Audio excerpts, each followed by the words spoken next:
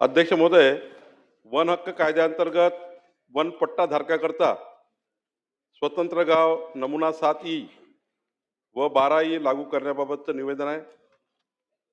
अध्यक्ष महोदय, वन हक्क कायदा 2006 अंतर्गत पात्र आदिवासी व इतर पारंपरिक वन निवासी यांना पट्टे प्रदान करण्यात येतात.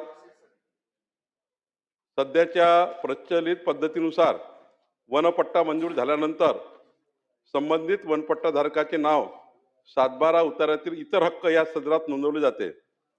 तर कब्जेदार मालकी या सदरामध्ये महाराष्ट्र शासन वने असा उल्लेख असतो. या नोंदणी पद्धतीमुळे वनपट्टाधारकांना फार्मर आय डी मिळणे, बँकाकडनं कृषी पीक कर्ज मिळणे, कृषी विभाग व शासकीय योजनांचा लाभ घेणे, तसेच नैसर्गिक आपत्तीमधील नुकसान भरपाई मिळणे यामध्ये व्यावहारिक अडचणी निर्माण झालेल्या आहेत.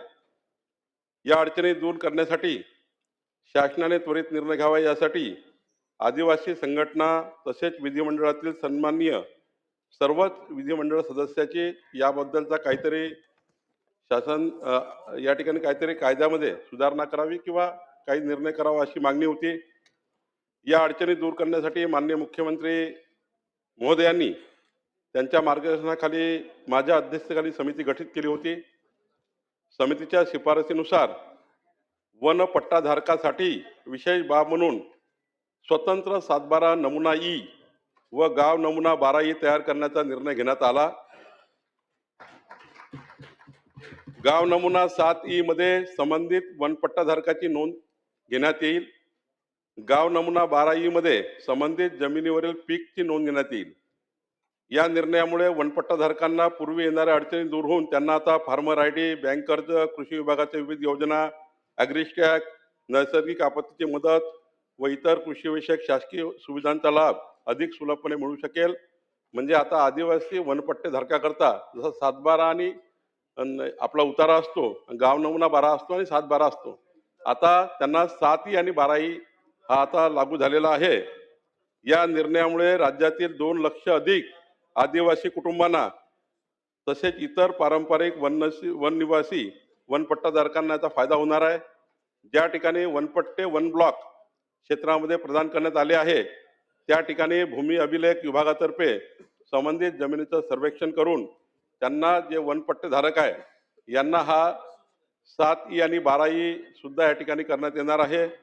भूमी अभिलेख विभागामार्फत सर्वेक्षण पूर्ण झाल्यानंतर संबंधित वनपट्टाधारकाच्या जमिनीची नोंदही स्वतंत्र 7/12 नमुना 7 ई व गाव नमुना 12 ई मध्ये करण्यात येईल. या निर्णयामुळे वनपट्टाधारक आदिवासी तसेच इतर पारंपरिक वननिवासी यांचे आर्थिक सक्षमीकरण होण्यास, कृषी क्षेत्रातील संस्थात्मक सुविधापर्यंत त्यांना पोहोच वाढवण्यास, तसेच वन हक्क कायद्याअंतर्गत प्रदान करण्यात आलेल्या अधिकाराची प्रभावी अंमलबजावणी होण्यासाठी एक फार मोठी मदत होणार आहे. या सभागृहातील सर्व आदिवासी क्षेत्रातील विधानसभा सदस्यांना माझी विनंती आहे, तातडीने आपापल्या विधानसभेच्या बैठकी घ्याव्यात आणि तातडीने या ठिकाणी हा 7 ई आणि 12 ई आपापल्या भागातील वनपट्टेधारकांना हा लागू करावा, जेणेकरून आमच्या आदिवासी विभागातील वनपट्टेधारकांना त्यांच्या संपूर्ण त्यांच्या अधिकाराचा लाभ त्यांना होईल. माननीय हसन मुश्रीफजी, आता निवेदनावर चर्चा होणार नाही ना?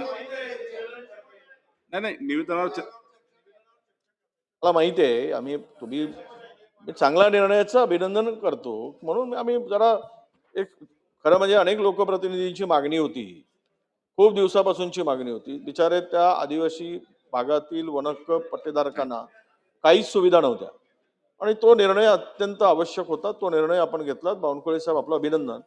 यामध्ये परत एकदा ज्यांना वनहक्क पट्टा मिळाला त्यांच्या जमिनीची मोजणी झाली नाही. स्वतंत्र 7/12 जॉईंट मध्येच आहे, स्वतंत्र झालेला नाही. स्वतंत्र 7/12 जर झाला तरच हा फायदा होऊ शकतो आणि त्यासाठी मोजणी करून स्वतंत्र 7/12 निर्माण होईल त्यांच्या ना. बाकी तर 7/12 नमुना ई मध्ये तुम्ही ते नोंद करणारच आहात, पण चांगला निर्णय घेतला. त्याच्यात थोडासा जर आपण तो बदल केला तर त्याचा अधिक फायदा होईल. एवढीच माझी आपल्याला म्हणते हसन आपल्या हसन- निर्णयाचं हसन स्वागत. मुश्रीफ- हसन मुश्रीफजी. अध्यक्ष महोदय, राज्यातील आरोग्य व्यवस्थेसाठी